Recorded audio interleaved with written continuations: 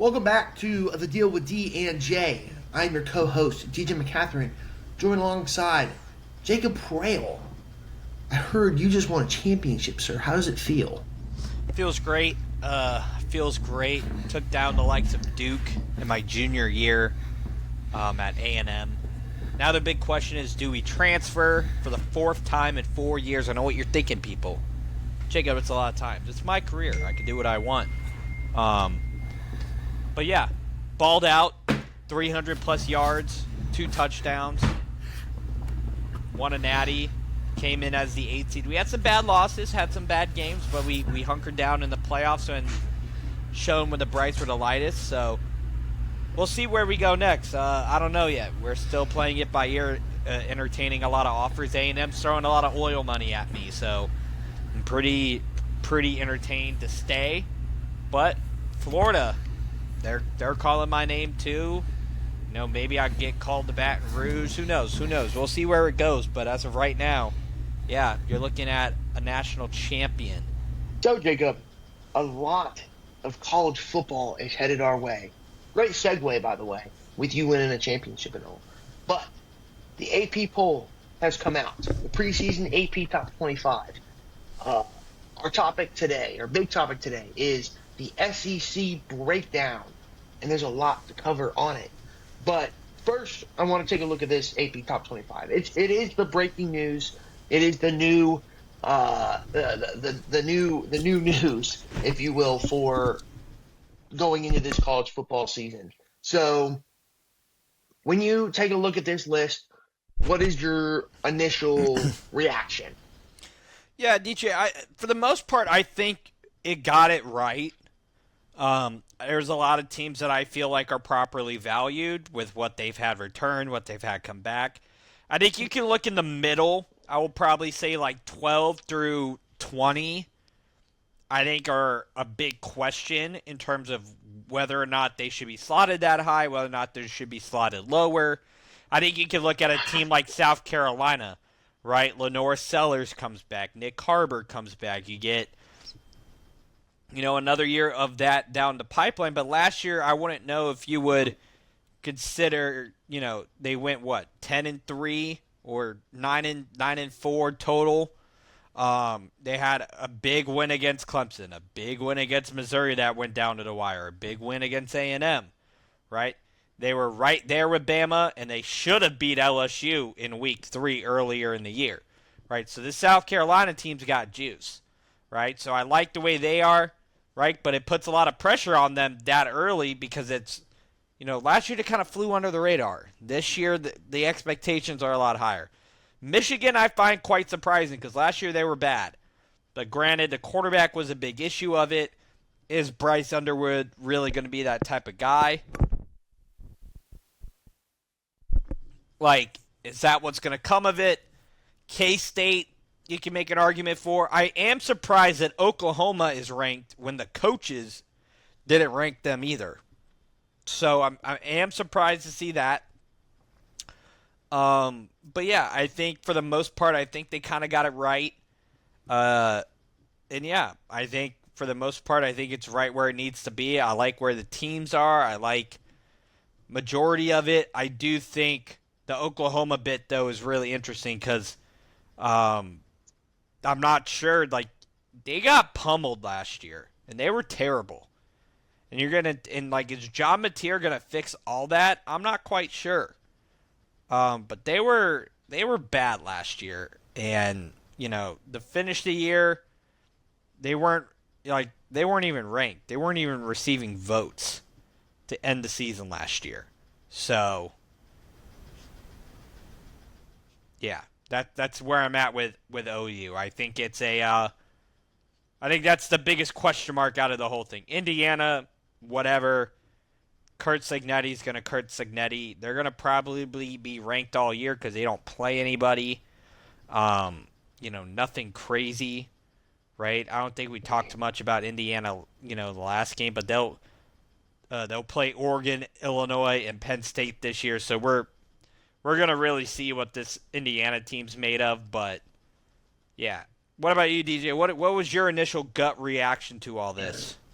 I mean, seeing Penn State at 2 over Ohio State and them not giving us the televised 1-2 matchup that everybody thought was going to happen uh, really bursted a a special bubble coming into the season. It would have been the first time that an AP number one and AP number two team faced off in week one of the college football season, right? And then you go on, and the week before this, you have the coaches poll come out, and you had Texas 1, Ohio State 2. And then you come to the following week, and you have the AP poll made up of a bunch of writers ruin all of it. And I know the matchup is still going to be big. I know that me and you are riding high on this matchup as well. I'm going as far as to say that the winner of this matchup is guaranteed a spot in the championship game or will play for a championship game. But it was right there in front. It was right there in front. And I think the logic that they used to put Texas at 1, there's a better argument to have Penn State at 1 using the same logic, right? Texas returns a lot of players on both sides of the ball. Penn State returns a bunch of players on both sides of the ball. If I were to ask you right now, whose backfield are you taking, Penn State or Texas? Penn State's. Okay. Now, now you're looking at the quarterback room right now for what you've seen in college football, what you know to be factually true. Are you taking Drew Aller or Arch Manning? Drew Aller. And that's all I'm saying. Penn State, if they are over Ohio State, right, you put Penn State at 1.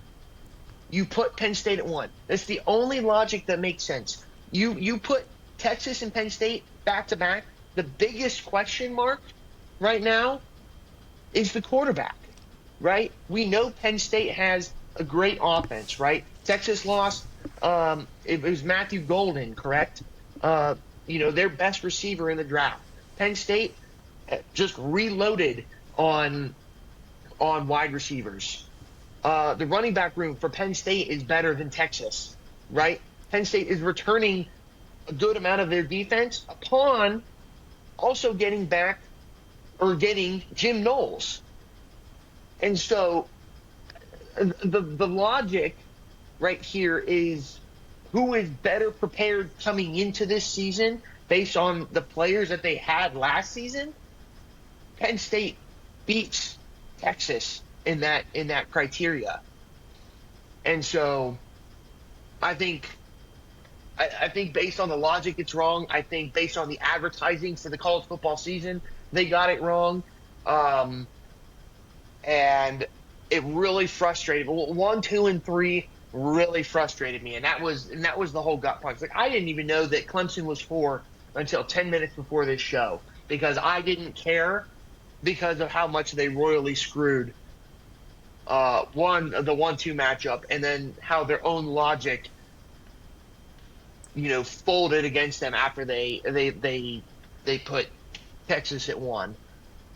So, what do you think the thought process there if you try to put your head inside the AP writers, why put Texas over Penn State? I just think you look at Arch is probably going to. I think you're taking into account several things. I think you're taking into account Arch is going to take another step up, right? You're taking into account that. I think you're taking into account that Steve Sarkisian can really coach, right? I think you're taking into account the running backs that they have are really good, right? And whatever that facet ends up looking like for them, right? I think it's really fascinating, that conversation that you're kind of having, because while it is jarring to think that like Penn State should be 1, on the one hand, yes, you can make an argument, but I think the way the Texas roster is built, I think you kind of have to give them the edge over Penn State in that realm. And I just think you're banking on Arch taking a much bigger leap than you kind of know what you're getting with Drew Aller at this point versus like we've seen maybe 2 games of Arch and like he's been kind of the promised land for this team for what feels like forever, right? So my big like I'm gonna argue like I can take it back, but if you're using the same logic, right? Why not put Ohio State back at 1 with the offense that they're coming in and the potential that they have? Because if you're judging based on potential, Ohio State is one of the favorite, if not the favorite, to repeat as national champion, right? So there is the potential there. Like, we've seen what some of the offense can do. And yes, Julian Sayin hasn't played a ton like Arch Manning has, but he's gotten some snaps. And so I just can't wrap my head around the logic for one team not being used for the others while also destroying history in the making. Like, literally destroying history in the making. Like, we're going to watch college football on Saturday, number 1, and we're going to see 1 versus 3 and not 1 versus 2. And Ohio State opened up as the favorites. Like, how do you have a fresh poll and you're the underdog at number 1? A fresh poll. Like, I get that you're traveling to Columbus and that plays into it. It just baffles me. What was the line? What was the opening line for them? Let me double check here. Because if it's anything less than 3, it's because it's home field.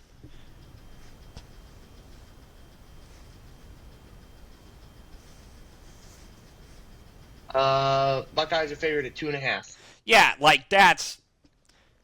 Listen, DJ. Listen. Listen here. Look at me. Are you looking at me in the eyes? Look at me.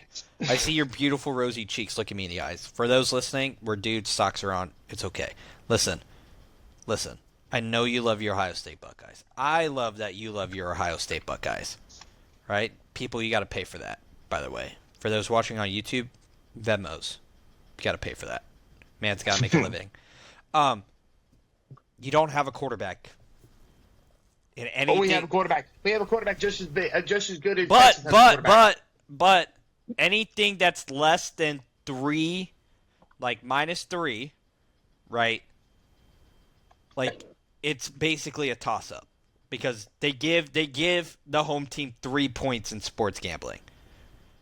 That's just like a known fact, right? So anything less than that, that's not really. It's a toss-up, essentially, is what they're saying. It's going to come down to a field goal. Listen, I see your point. I think it's valid. For me, we had Hunter on the Green Dog podcast. He thinks Clemson's the national championship favorite. I'm not willing to go that far. I'm not sure if I'm willing to give Texas all that far either. This also, fun fact, DJ, did you know this is the first time Texas has ever been ranked as the preseason top number 1 team? And they shouldn't even be there. First time in school history that they're ranked number 1 to start the year. That is impressive. That is an impressive fun fact. You know what I'm saying? Like, that is kind of nuts, right? I think for Texas, I think it's one of those things where going in the shoe is going to be a beast, right? Noon kickoff, you're going to have all the hoopla. You're going to have 105,000 people. 105,000. You're going to have the ring ceremony. You're going to have LeBron probably in the freaking house. Like, you're going to have all these people, right? I think for Texas, if I'm a writer and I look at the cohesion of the entire rosters, and I look at the cohesion of the entire roster, on paper, I like Texas's roster a lot better than Ohio State's. And again, I think you're taking a massive bet that Arch Manning is going to take a massive step up. Because if Arch Manning takes that step up, I don't know who really catches Texas. You know what I'm saying? Mm-hmm. They may lose a game or two depending on how the SEC schedule shakes out, which we'll dive into here later. But, like, it's a massive step up. Also, by the way, Oklahoma, apparently there's a lot of buzz going on Twitter trying to figure out if it's real or not. Apparently, for Oklahoma's John Mateer, his Venmo transactions literally said sports gambling when he was at Washington State. So there's a chance they may not have John Mateer for this season if it turns out to be true. Something to keep an eye on as we dive into this preview. Literally break. That's why I'm on my phone. Like, I'm trying to find it. Trying to find the news sources here. But again, Texas, I think is super legit. I think Georgia, super legit. Georgia's probably the biggest worry for me at 5. Just because Kirby in the defense, I feel like will figure it out this year. But do I trust Gunnar Stockton? Notre Dame has a quarterback battle. Is Dante Murray, like we talked about in the Big Ten preview, is that the guy? Bama needs to figure out if it's Ty Simpson or not. LSU, on paper, should be probably higher because they're returning Nussmeier. But, dude, they couldn't stop a single soul last year on defense. And Miami being a top 10 team, I don't believe in that at all, personally. Well, I mean, if you look at Miami and you look at LSU and you look at their quarterback situation, they're pretty identical, statistically. Right? I believe Carson Beck was 29-5, and Nussmeier was 28-4, or vice versa, possibly last year in their touchdown to interception ratio. Two very similar schedules as well, right? Both playing in the SEC. Very tough schedules, just through and through. And I mean, I disagree with Miami and LSU being that far up there, and you can throw Alabama in there as well. I think you should be able to throw Arizona State, South Carolina, and arguably a very arguable Florida team you could throw up ahead of there. As far as 9, 10, 11, as far like where are they going there, I won't dive into that too much. But for where these teams are and what they have coming into this season, Miami and LSU are quite similar. But they'll get their chance to prove themselves for sure. Yeah, I think the AP top 25 again. I think it's going to be okay. I think we're going to see a lot of teams fluctuate. Obviously, I'm really interested to see how we end up at the end of the year, of course, because like taking a look at 2024's preseason top 25, right? You had Georgia, Ohio State, Oregon, Texas, Bama, Ole Miss, Notre Dame, Penn State, Michigan, Florida State was your top 10. And you had Ole Miss, Michigan, and Florida State not even finish in the top 10. Florida State and Michigan weren't even ranked, right? And then Alabama, Ole Miss, Michigan, and Florida State all ended up missing the playoff. So, obviously, this year college football feels a lot different, but don't put a lot of stock into it because I'll read you the next set of teams here. Ready?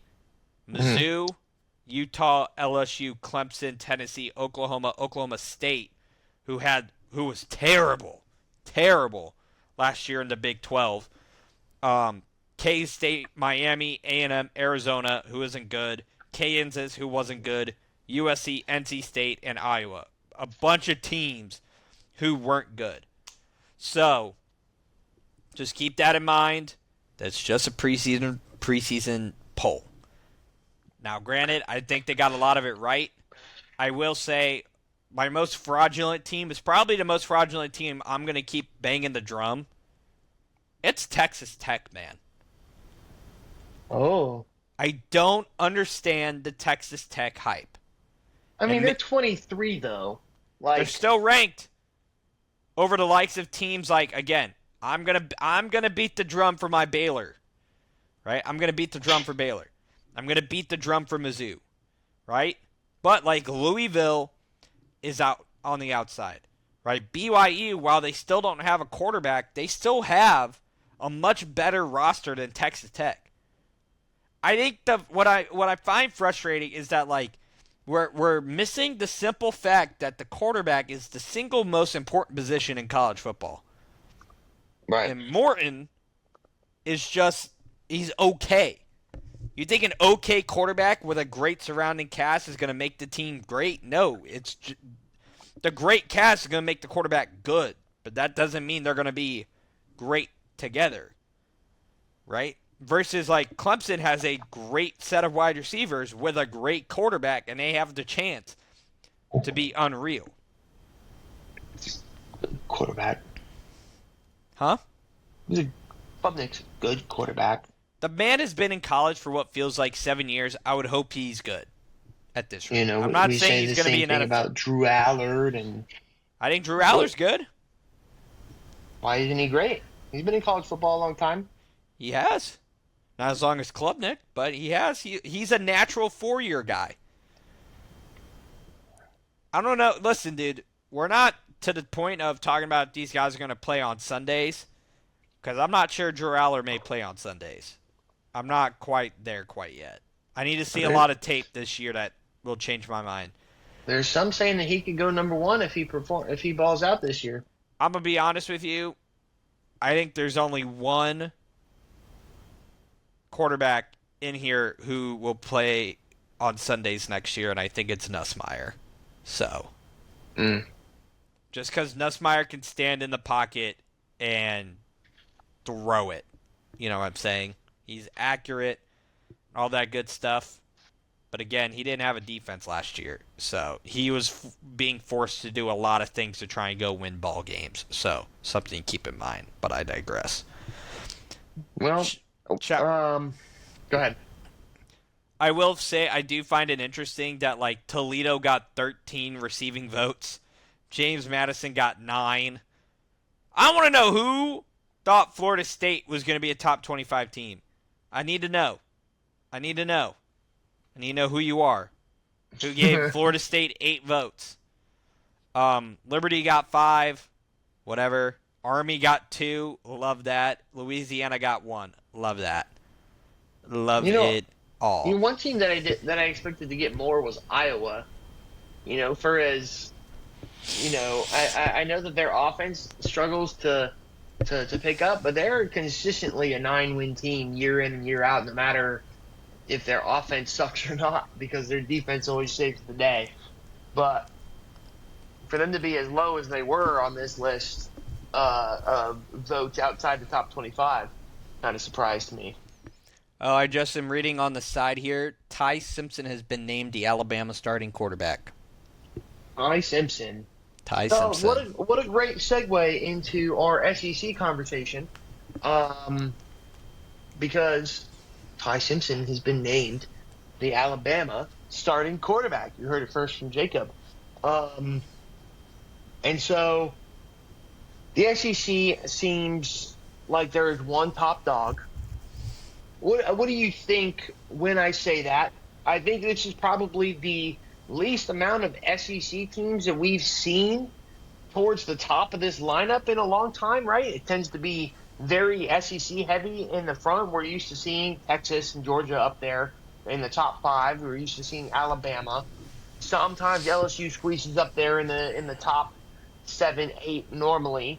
And then you have some new faces towards the bottom, with the likes of South Carolina. Oklahoma is now in this mix as an SEC team.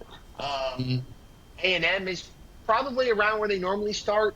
Ole Miss is pretty far back from where I think they normally start. And Tennessee barely cracks the top 25 at 24. So when you look at this SEC kind of ranking within this top 25, Jacob, what does that make you think, or does that make you think any differently of the SEC coming into the season? I think for me, looking at it, I think this is a great season of trying to figure out, is the Big Ten much better, a better football conference than the SEC. While I do think the SEC is where some of the best play, right? It is super competitive. The fans are crazy, right? I do think there's a lot of fluff that comes with the SEC bias when you look at teams through a different lens. Like the Alabama Crimson Tide that we used to know as the biggest juggernaut on earth is no longer real, right? Nick Saban's not on that sideline. It's Kalen DeBoer, right? And DeBoer is not that. He's not Nick Saban. Again, we're going down the list, right? We're talking about a bunch of these teams here that are currently ranked, and quite frankly, I'm not quite sure they'll finish the season ranked. So tell me, who do you think isn't going to be ranked? I think at the end of the year, I don't think Tennessee is going to be ranked. I don't think Ole Miss is going to be ranked. I don't think Oklahoma is going to be ranked. Like, that's Really? three SEC teams off the rip. Ole Miss, if they're ranked, they're in the 20s at the end of the year. Right.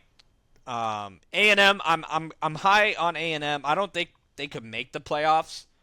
But I like Marcel Reed. I like the quarterback a lot, and I think Elko can get a good defense going down there. But I like what A&M's going. I don't see them dropping out. You know, selfishly, I think Mizzou could make a jump in the top 25 if Bo Prabula turns out to be who we think he is, and he's actually functionable. Mizzou has kind of a favorable schedule. But I think the minimum you're looking at 3 SEC teams that won't finish the year in the top 25.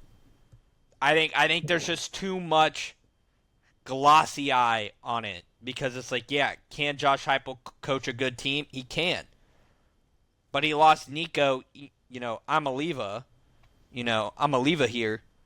Like, you brought in a guy from App State who isn't bad, but if you're Tennessee, I'm not quite sure that's who you want leading your team. I'm pretty sure they would still rather have Nico leading the team down there.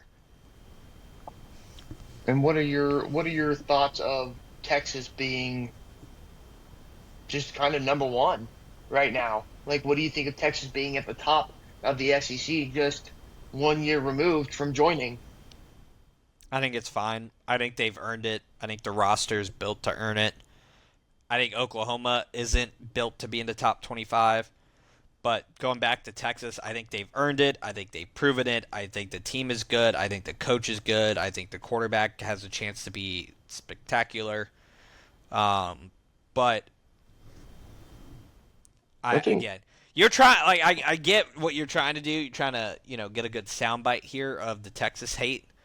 It's always horns down here, but I just when you're looking at it on paper, like Ohio State and Texas, that week 1 is going to be fantastic. But when they meet again in the playoff, those could be 2 totally different teams when they play each other in January. You know what I'm saying?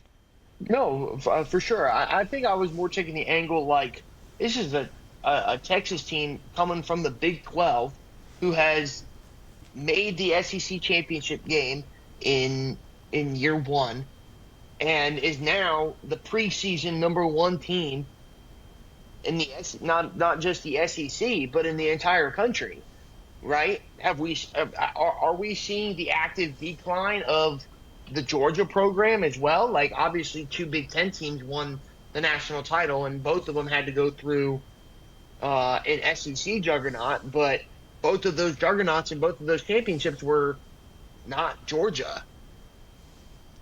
So, do you think that Sarkisian in this Texas program is now the program in the SEC? Is it safe to say that? No, I don't think they're the SEC program. I still think it runs through Georgia. I still think I still think you run it through Georgia.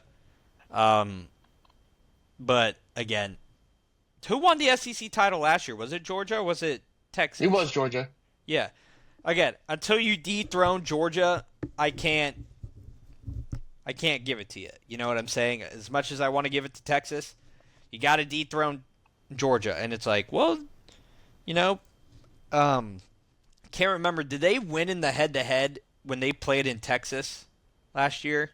So, like, until you beat Georgia, you can't claim to be the top dog in the SEC. So, that's a simple thing for me. Okay. And then just sticking with Texas here, right? I want to know what your thoughts are of this first matchup against Ohio State, and kind of either what follows after that and where you think Texas winds up, and then we're going to break down the rest of the SEC here. I think Texas will end up back in the SEC title game. Um, I'm not again. I don't know if I'm gonna go as far as they win it. Right? I think, I think we could see a very interesting SEC title game this year. Like, man, like Do I'm you think done. that two spots up for grabs? Yeah, I think so. I think there's a lot of things that can help. A lot of things that can happen this season. Right? I'm super high on Florida, man. Like, let's segue to these Gators, man. Like, I really believe in DJ Lagway, and last year, man, they were on a roll to finish the year last year, right? The minute he took over as the starter, like things really turned up for them. They would Mm-hmm. have beat Georgia in Jacksonville if Lagway didn't get hurt, right? And then Mm-hmm. they had to play, you know, they had to play Texas without DJ Lagway again, Right. right? So again, so like you look at it in DJ in the games that he's played number 22 LSU and number 9 Ole Miss, and he won both those games when he was the starter. And when he in games that he wasn't the starter, they lost to Miami, to A&M, to Tennessee because Graham Mertz got hurt in that game. Lost to Georgia, which he played majority of, but he got hurt, and then Texas. So most of their losses, Lagway was not starting.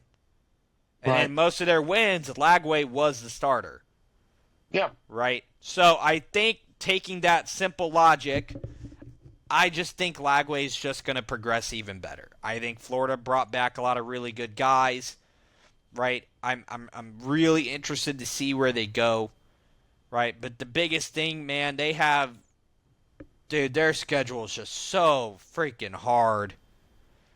Like, Right. Yeah. so freaking hard every year, man. Like, you get to play Long Island, you get to play USF.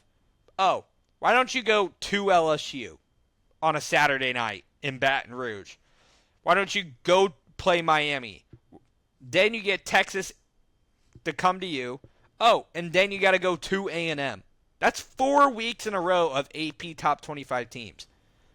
Then you get Florida, Georgia, right? You go to Ole Miss. You go to Kentucky, which is always a little scary for Florida fans. Mm-hmm. And then you get Tennessee. Like, poof. Like, it's so hard, man. And as long as Lagway can stay healthy, you're in a lot of these games, and you have a good Right. chance to win. But at the minute Lagway's hurt, man, the options for it all just go down this way. Yeah, no, I think they've got a lot of coordinator reshuffling as well, and I think an important part of them is finding a game plan that works for Lagway. And obviously, there were some upsides for Florida and having DJ Lagway out there. The offense translated well between Lagway and Mertz. Um, with the exception of Lagway getting injured, right? The O line is going to have to be beefed up. They've got to be able to protect Lagway back there, and Lagway's going to have to protect himself through this brutal schedule. Um, even if these teams that they go against don't turn out to be, what we're projecting them to be, or what others are projecting them to be, it's still a brutal schedule, and so um, I think Florida is my sleeper pick to make the SEC championship game. I think that's uh, my ceiling for Florida is the SEC championship game.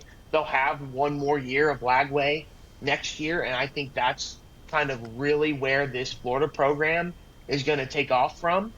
I think the recruits that they got this year was in part due to the trajectory of Lagway going into the future, and But for Florida now and where this program is, it'll be very exciting to see just how high we think that they can go. Um, Staying on brand of SEC here, the LSU Tigers, as you mentioned, QB Nussmeier is projected to be a Heisman finalist this year. I believe his 2024 statistics were 28-4, if I'm not mistaken. I'm sorry, 29-12 last year, touchdown to interception ratio. So definitely looking to make an improvement from that. 4,000 yards, 64% completion rating. Um, is Brian Kelly on the hot seat yet? Or is this the season that puts him on the hot seat? I'll Because tell you Brian what. Kelly, there are some teams here in the SEC that are producing, right, that Brian Kelly should definitely be ahead of. And a team right now that they're looking at to be surpassed of at the same hiring year and what they could accomplish. Brian Kelly does have the headway in, but at the trajectory and the ceiling of the Gators team, Billy Napier has an opportunity to match everything that Brian Kelly's done, if not surpass him, depending on how the Florida Gator team comes out as. Yeah, I think for LSU, I think Brian Kelly's somewhat on the hot seat. I think if they barely miss the playoff, I don't think you fire him. But if this season turns into a complete disaster, I think you look to move on from Kelly. But I don't think he's on the hot seat quite yet. I think this LSU team is going to be really good, man. I love the offense. I love Nussmeier, right? For all the reasons we've talked about before. I'm just super worried about the defense, man. Like, can they go battle against a team like that? You know what I'm saying? Like, if they go play Florida, right? Luckily, Florida's coming to them, so they get the power of Baton Rouge behind them, right? Right. But that is a little scary because Lagway and that offense could throw up points, right? So For it's sure. and also like the first 6 weeks for LSU aren't that much easier in comparison to Florida's. They got to play at Clemson. They get Louisiana Tech. They get Florida at home. They get Southeastern Louisiana. They go to Ole Miss, and then South Carolina comes to play them. Like, you know what I'm saying? Like, it's still not an easy set of schedule either. The back half of the schedule really lightens up for them, right? But if Nussmeier can produce the way he's supposed to in this offense, and the LSU quarterback tree continues to grow, right, from Burrow, and Daniels, and maybe Nussmeier's gonna join the fray.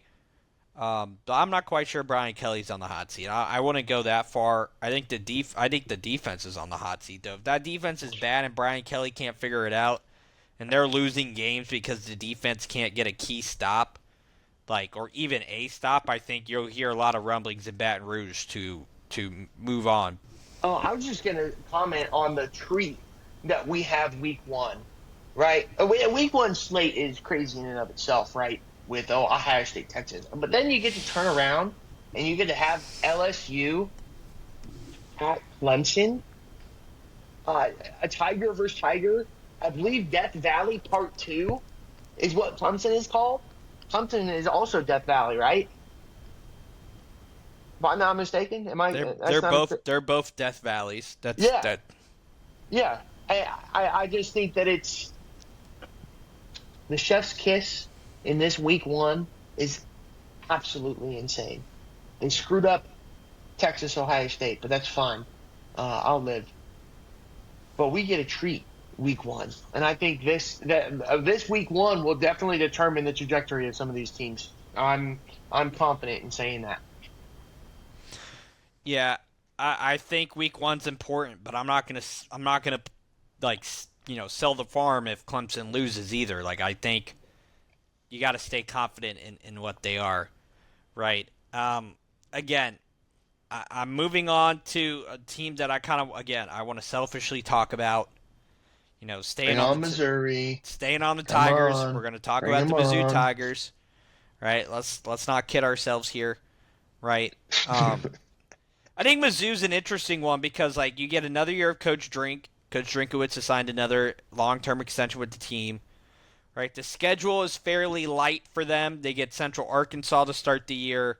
They get the Kansas matchup at home, which I'm going to that game. That game's going to be a big one for Mizzou fans. Might be the most rowdy environment that I'll be to, DJ. This place is going to be bonkers, right? Heck of a week 1 slate for me, right? Baylor versus Auburn week 1, Mizzou Kansas week 2. It's a heck of a start to the year. Get Louisiana, nothing to scoff at. Louisiana could do some things.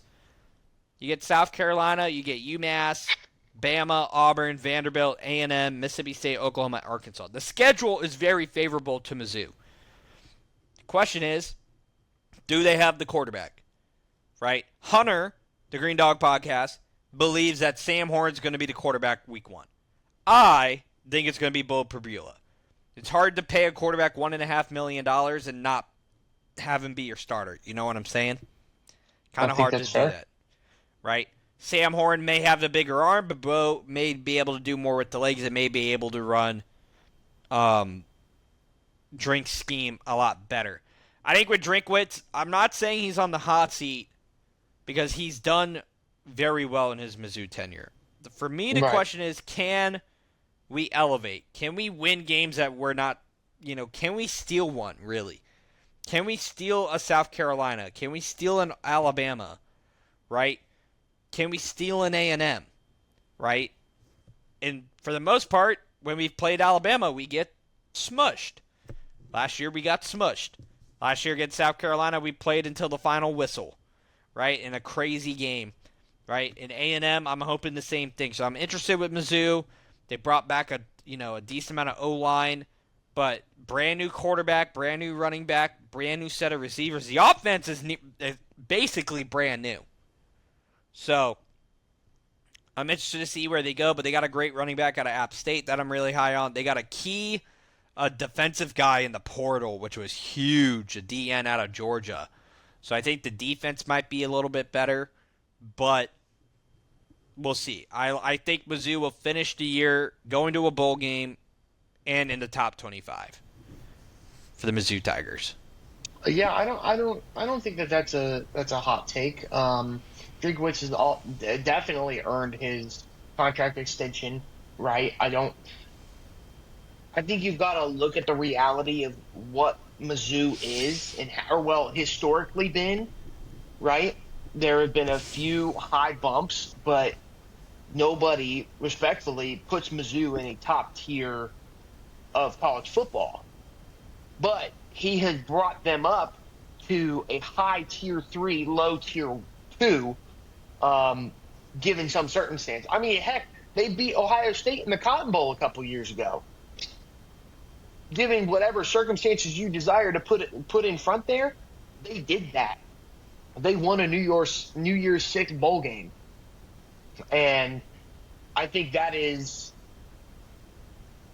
about as much as you can ask for from your head coach coming to a program deemed just historically where they generally are. And I think he's gone above and beyond for that. So good on Drinkwitz, definitely earned. Another team that I want to move on to here, Jacob, and one that we haven't talked about yet, surprisingly, the Georgia Bulldogs. Right? Kirby Smart has quite the schedule in front of him. You want to talk about a gauntlet here. There are some teams here looking to make some headways in the SEC, Auburn being one of those teams. Kentucky can always surprise you year in and year out. They'll get a big win somewhere, and you're just like, what are you doing? Like, how did this happen, right? Like against Ole Miss last year. Just insane. It was Ole Miss, right? They didn't beat Georgia last year, did they? Ole Miss beat Georgia. Kentucky beat Ole Miss. Last year, Georgia. Right? No, Georgia barely beat Kentucky. 13-12. That's what it was. Gotcha. Yeah. So Alabama's got quite the gauntlet. They got to go to Tennessee, right? And then they host Alabama. And then they host Kentucky. And then they go to Auburn. And then they host Ole Miss. Then they play Florida. Then they get Mississippi State. They go to Mississippi State. And then they host Texas. So in these huge matchups, Georgia has the advantage here, right? But there are plenty of stuff off the field happening in this Georgia team, in this Georgia program, that questions the real unity of this team for me, right? And since they have started popping up, right, Georgia's kind of been on this decline. It's not steep. It's not a steep decline, but it's just at this angle. There's something with that program right now that's not settling, whether it's the people that they recruit, it's how the coaches are handling the players. I don't really know what it is, but something there just doesn't make me confident, and it extends farther than just the quarterback situation. When you look at Georgia's schedule this year, and just this program in general coming in, like what are you thinking? I think for Georgia, I think for the last couple of years, I don't know if you would consider them successes, because for them it's national title or bust, right? I think that for them is a huge thing. I think Gunnar Stockton has a lot of pressure on him. You know, I talk to Hunter, I talk to Mikey of the Green Dog Podcast, who's the diehard Georgia fan. You know, he likes Gunnar Stockton, but he doesn't love Gunnar Stockton. I think the wide receiver room is a mess from last year. I think they got it fixed. The defense is always going to be good. I just think a lot of teams are starting to catch up to Georgia in terms of what they can do defensively and understand them on an offensive side. I just think there's just so many question marks regarding, like, Georgia in and of itself. Like, I can't be mad at it, but, like, Stockton played, you know, in the SEC title game, in a quarterfinal game, and again, wide receivers got to catch passes, O-line's got to block. I think that's the biggest beast for them, is that. And if not, it's going to be another rough year to be a Georgia fan. I'll tell you that for free. But I like Georgia. I think they'll be okay. I think they're going to be battling for a top 2, maybe a top 3 spot in the SEC. Yeah. Fair enough. I definitely agree that it'll be a battle for that 2 spot, but I think that 2 spot's got to go through Georgia. And one other team that I just really want to pinpoint because of the ceiling that they have this year is going to be South Carolina. Like you had talked about them in the AP poll, maybe a little less than generous AP poll ranking. Like they do have some things to prove, but the team that they are bringing back, right, definitely had some peaks and valleys last year. But very high explosiveness, very, very explosive team offensively. And they had a very elite defense last year too. So they need to bridge that together again coming into this year. Shane Beamer's got to get this team in sync. These peaks and valleys are not going to get you to an SEC championship game. They're not going to get you to a New Year's Six game. But with LaNorris Sellers, can he elevate to be the breakout runner and passer to not only get him through a tough SEC schedule or just a tough SEC in general, but also maybe put him in the finalists to be a Heisman? What do you think? Listen, man, I think LaNorris Sellers has a chance to have a Cam Newton level type season, man. He has all the tools there. Now, I'm not saying he's going to be Cam Newton because Cam Newton was unbelievable in college. But when's the last time, like, when you watch LaNorris Sellers play, who does he remind you of? Cam Newton. Very Cam Newton Very, esque. very Cam Newton-esque. I think he has the ability to break through the glass ceiling. I think he has the ability to skyrocket. I think he has the ability to really game change, change the game and be a game changer. Um, I think this is just really, really exciting. Um, in this era. But man, dude, it's hard for me to not look at Lenore Sellers and be like, I really like if South Carolina is gonna go do what they need to do to be in a college football playoff, it's hard to not look at Lenore Sellers and be like you're a Heisman contender, like you might be a Heisman winner. I think that's fair, but I don't know if you've looked at their schedule, Jacob. But for him to get there, absolutely brutal. Maybe the most brutal. What is this? 7, maybe even 8 weeks of football, possibly even 9 weeks of football, depending on how some of these teams face off. I mean, you open up against Virginia Tech, right? They host Virginia Tech. I think that's big. If they went to Virginia Tech and had to go through Enter Sandman to start, maybe I think about that week 1 game a little differently. But then they host South Carolina State, right? Should be another good warm-up game. They host Vanderbilt, and it's going to be a team that we touch on. You cannot sleep on Vanderbilt this year. You can't. Like, they're not a top SEC team. They're probably not going to be a top 5 SEC team. But expect Vanderbilt to capitalize on what they were able to do last year and provide some very intentional damage to the SEC format and where the standings wind up at the end of the year. I think they're coming in for blood. And then you go to Missouri, right? Which a team that you're high on, right? Question marks Always. on my side, not going to lie. But if they get the quarterback situation out and ready to go, that is probably going to be a tough game. And then they host Kentucky, right? Kentucky is a team that nobody, not a single person can take lightly in the SEC because, especially in recent years, just a brutal game to have to go through. Ask Florida and Georgia. Then they go to LSU. They host Oklahoma. They host Alabama. They go to Ole Miss. They go to Texas A&M. Then they host Coastal Carolina, right? Don't sleep on Coastal Carolina. Watch out. And if they're doing good, South Carolina is doing good at the end of the season, that is just the best recipe for disaster. And then they host Clemson.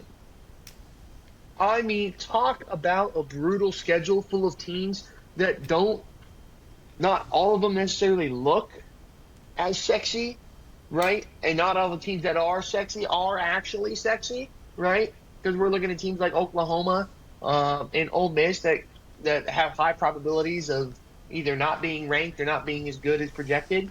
But for these teams that don't look as sexy, they have a chance to play upset or to be sexy. It's a high probability Coastal Carolina or Kentucky or Missouri or Vanderbilt could all be ranked at the end of the season or even at some point during the season. So as much as I would like to put South Carolina on this bump, they have got just as brutal of a schedule as anybody in college football. Right? And I don't care about strength of schedule in all these programs or where they think they are, where these rankings are going to be, but it is just brutal. Do you think that they can make it out of this season in hopes of even an at-large bid to the college football playoff?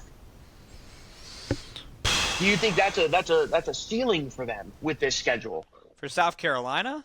Yes. I think if you're South Carolina, I think the ceiling is SEC title game. Looking at being a top 10 team in. We're talking about the ceiling, DJ. I know. The ceiling is, if everything goes right, what does that look like for them? Right? But again, you just mentioned the toughest stretch of games that I've heard, man. of LSU, Oklahoma, Bama, Ole Miss, and A&M, and then you get Clemson. Like, it's a tough way to end the year, right? Not to mention you open up against Virginia Tech, which you got to be careful about, right? Mm-hmm. Um, yeah, man. I think the ceiling is national, SEC title game. Looking at a top 10 CFP, right? Knocking on the door. But there's just too many hurdles, man, in the SEC, and it takes a special type of team to get there. And I think Beamer's that type of coach to maybe get them to that level, but it's just I don't think this is the year. I think Lenore Sellers needs one more year, and then next year I think we're looking at them at potentially being national championship contenders. But until then, I can't put them that high. Listen, I'm putting Florida ahead of them at the end of the year. I think Florida will end up finishing better. But DJ, last little bit here I want to talk about. Diego Pavia of Vanderbilt. Mm-hmm. This guy, pardon my French, he is the biggest shit stirrer I have ever seen in my life. Especially in a college football landscape where I love his attitude of like, we'll go against all the big dogs, right? But he's also over here like, well, it's just the confidence is unwaveringly large. And that's just how he works, but man, is it a lot sometimes.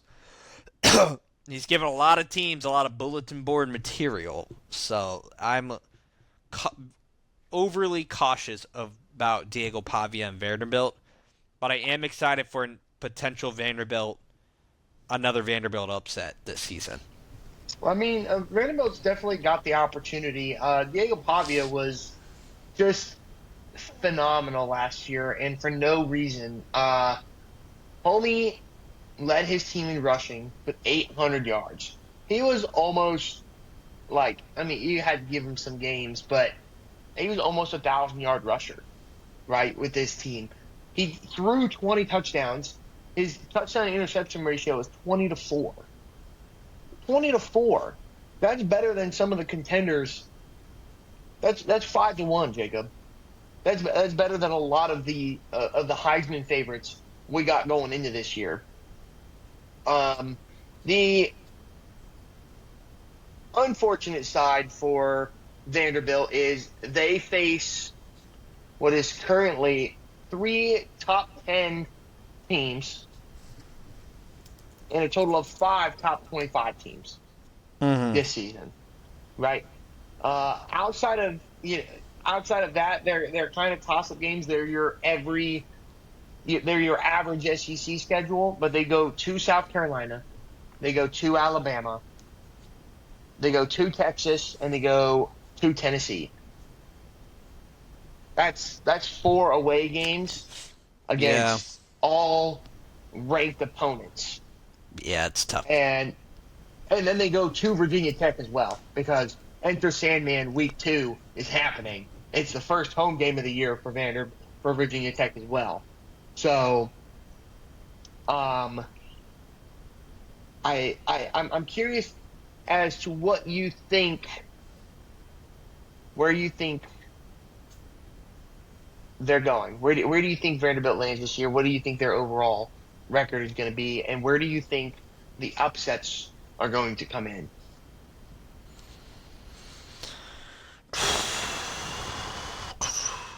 I don't like giving Vanderbilt too much love, just because I don't think they quite deserve it. But listen, man, when you have an insane amount of confidence, you're gonna catch somebody catching you sleeping, right? And I'm not sure teams are gonna sleep on Vanderbilt after what they did last year, right? But man, LSU, you better watch out, man. LSU, you better watch out, because the way that looks, I think, for them, I think they're coming off a big game. Maybe not a big game. They're coming off a game against South Carolina, right? which could be a big time matchup, and then they get Texas A&M. So Vanderbilt's like in between. That's a trap game right there for LSU. So yeah, it's kind of where I'm looking at for them at the moment. But No, yikes. I like that. After a road trip to Alabama, getting to host LSU, I think Missouri's in a bad spot right there too. You know, if Vanderbilt can't get through LSU, and then they got to go to Texas, I think Missouri's sitting there like a dead duck, just in that pit of misery, and that they need something to fight for before going to Texas.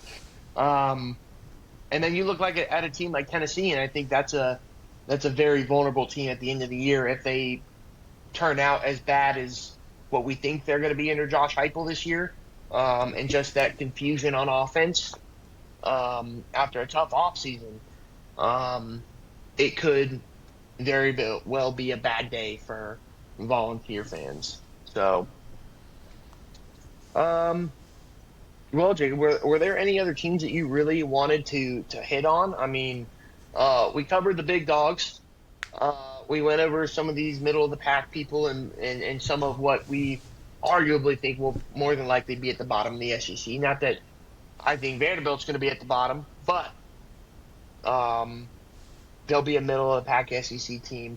We didn't talk too much about Ole Miss and Lane Kiffin's squad. I mean, obviously they lost Jackson Dart this year. I thought they were ranked incredibly low for this coming season, especially with how productive Lane Kiffin's been over there at Ole Miss. That kind of surprised me. You were riding high on A&M. I thought Oklahoma was very much too high in their preseason ranking. Um, but there's not a whole lot of there's not as much spiciness I feel in this SEC conference than what we normally have to talk about. And those that are a little spicier are from teams that aren't normally there, i.e., South Carolina, Vanderbilt. Uh, I'll throw Texas in there because they're part of the SEC. But the SEC, I mean, one seems pretty solid, but it could very easily be in anybody's race in the SEC this year, and I think that's probably the first time in many a years that I've said that. So, Well, DJ, I feel like we've officially covered every Power Four conference. I am exhausted. It's been a long grind to get through. But next week, we'll have our official predictions. Is week 0 next week, or we got one more week before week 0? So we got one more week before week 0. Because week 0 is August 23rd. So we still got one more week. We'll get some predictions in next week. And yeah. Actually, we'll get predictions in next week because next week we do have college football. Week 0. So full yes, sir. slate of predictions coming. NFL preview coming. Big Everything. week 0 too. Big Top week 25 0. matchup in week 0. Yep. Well, Big week 0. DJ, I'm gonna send us on out of here. So Okay, you do it, buddy. he has been DJ McCatherine. I have been Jacob Pearl. Follow us. TikTok, Instagram, Twitter, YouTube, you name it. Follow on all platforms. Subscribe, like, comment, share. We have been to deal with D and J.